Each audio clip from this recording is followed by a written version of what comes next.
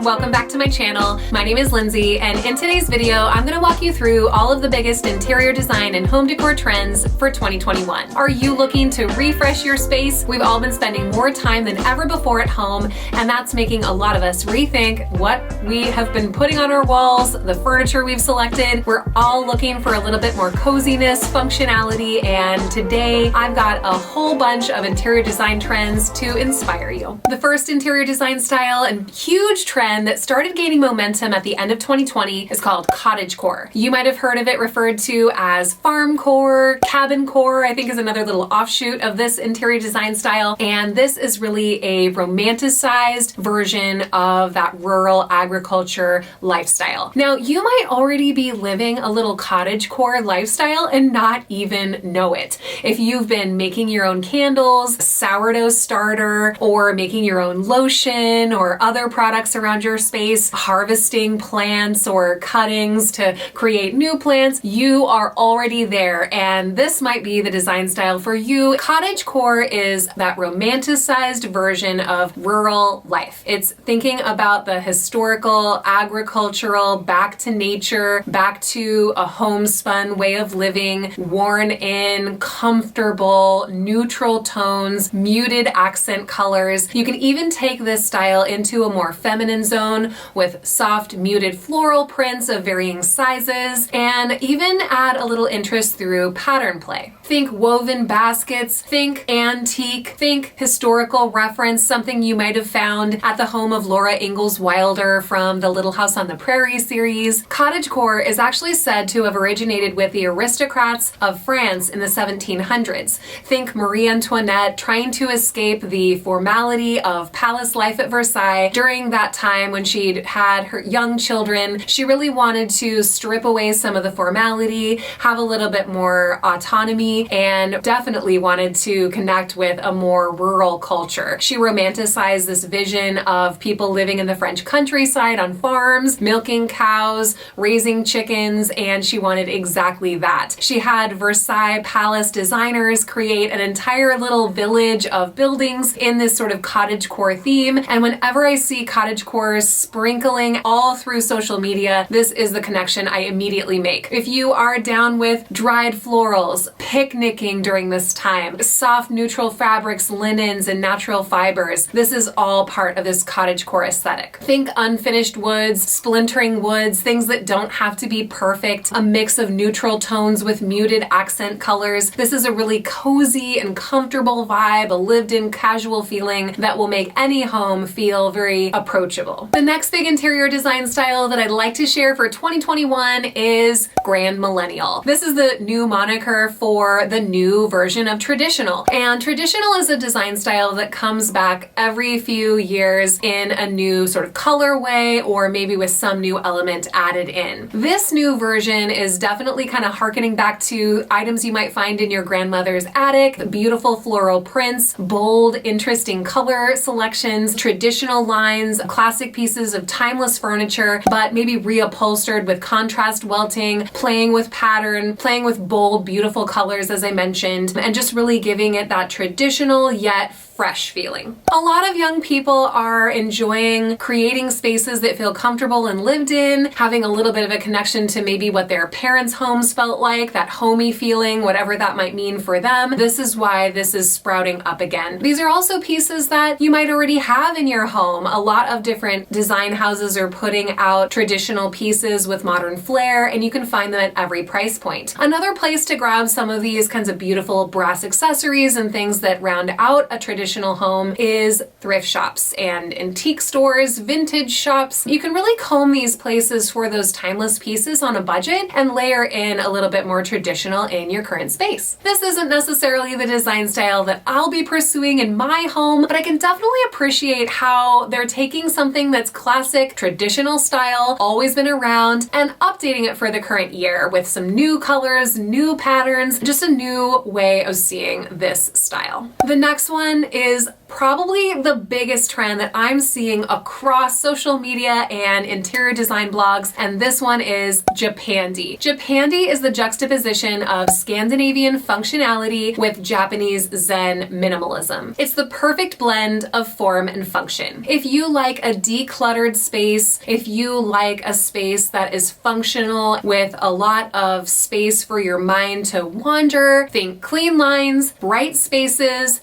muted color palette. Neutral colors, think calming, tranquil, peaceful palettes. It's eco-friendly, sustainable design. Japandi is not meant to be a throwaway trend, but much rather focused on carefully selecting or curating furniture pieces that will last the test of time. It's a mix of hygge, that Danish cozy, with wabi-sabi, the Japanese idea that there is beauty in imperfection. Think decluttered spaces with minimal design, a lot of negative space. You don't have to only stick to a neutral color palette. You might think about adding some muted accent tones like a sage green or a pale mauve. Japandi juxtaposes the natural, unfinished woods of Scandinavian design with some of the more modern furniture designs, including black metal. It also brings the outdoors in through a lot of plants and greenery. And to really nail this style, you're going to want to go for real plants. Think of things that are structural and architectural, kind of like the furniture. It's got a calming, peaceful color palette. It's eco-friendly, sustainable design. A great first step to embracing this design style is decluttering. What a great thing to do for the new year. Go through your space, eliminate anything that's not functionally purposeful, things that you're not currently using. The less you have, the easier it's going to be to embrace the Japandi style. And things that you can't eliminate, look for closed storage. Very simple design, clean lines,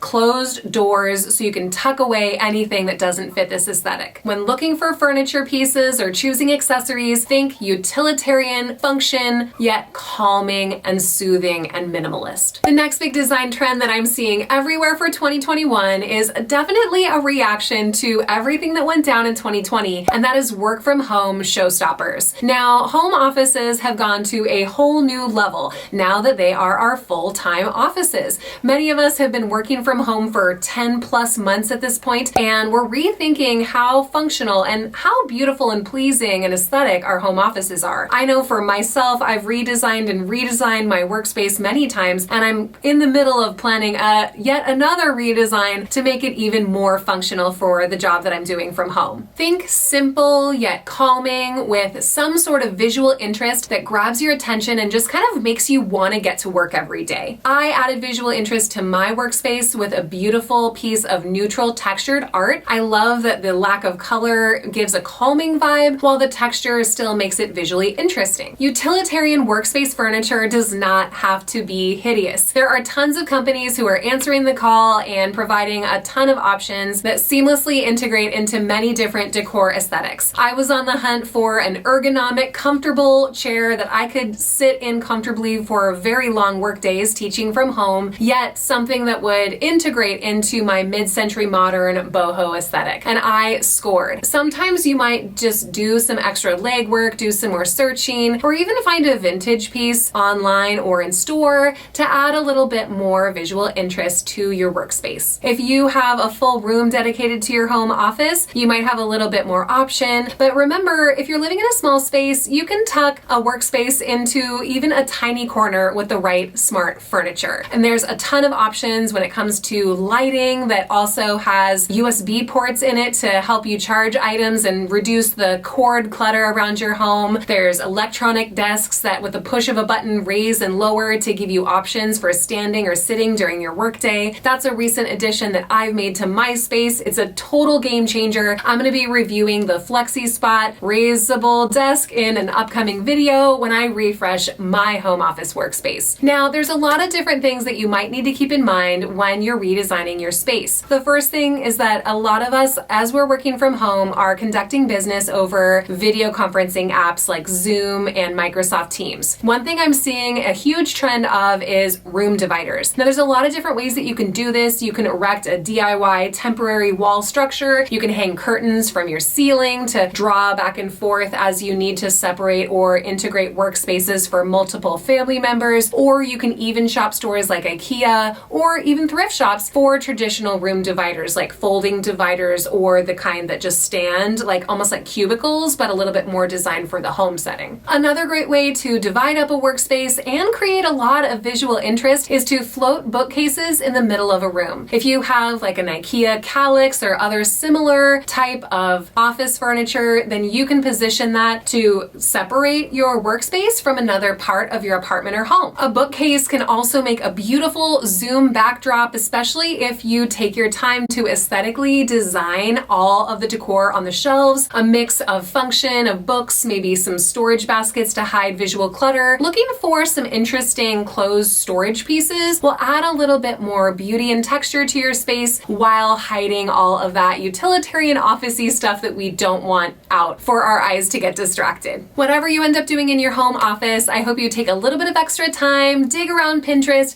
get some inspiration, and see how you can make it a little bit more functional and a little bit more beautiful if you have to be working from home every day. The next big home decor trend that I'm seeing everywhere for 2021 is warmer color palettes. Beiges and taupes are replacing cool grays and the overuse of white for a warmer, more casual and lived-in feeling. Don't just stop at your neutrals, think about your accent colors too. Rust, cinnamon, marigold, these can all really warm up your space quickly. Remember, just because it's beige doesn't mean it's warm. Beiges can come in all different tones, more yellow, warm, blue, and cool. Take a look at some of the design color trends for 2021. I'll link the Benjamin Moore color palette and the Pantone colors of the year down below so you can check them out for inspiration. You can also add warmer tones through unfinished woods, caning, woven rattan, bamboo, natural wicker, and warmer tones can make large open concept spaces feel cozier. Looking around at a house full of gray furniture pieces, never fear, you can layer in warmer neutrals and pops of color through accent pieces like pillows, blankets, and other accessories. When layering in warmer tones, be careful not to go too bright. We all want our homes to feel energizing, but going for too bright of a warm shade will be distracting and may even give you a headache after a couple of weeks. Instead, focus on more muted tones to give your space a calming, soothing vibe. The last big design trend that I want to go over with you today is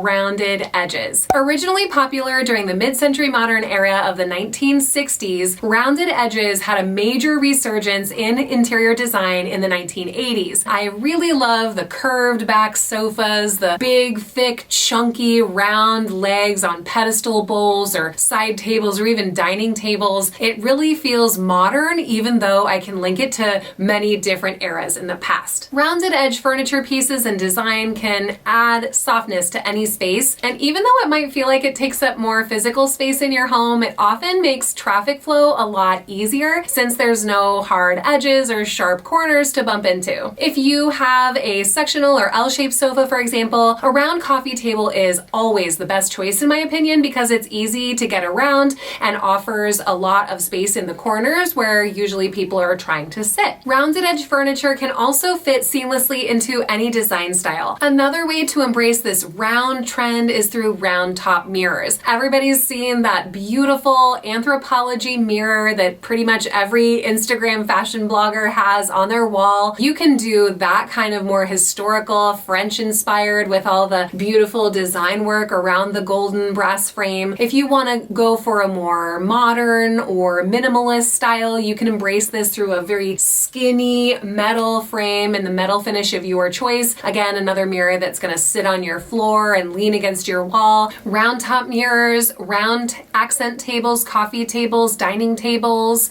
rounded backs to furniture, barrel back chairs, rounded back sofas. All of these things will add that softness that the round edge trend offers. If you want to look for something extremely of the moment, look for things with chunky round legs on them, from pedestal bowls to accent tables. You can find these in wood and even natural stone. That's it for me today. Thank you for watching. I hope that you enjoyed walking through all of these major interior design trends with me for 2021. Let me know down in the comments comments which of these you're gravitating towards most, which you're thinking of maybe adding into your space or maybe already started adding into your home. And if there's a design trend for 2021 that I didn't talk about that you're loving, let me know about it down below. Subscribe for more interior design and home decor advice. I'm loving the process and putting out these videos every Sunday. Thank you so much for watching. Until next time, I challenge you to find one meaningful change you can make in your space this week, and I'll catch you in the next one. Bye, my friends.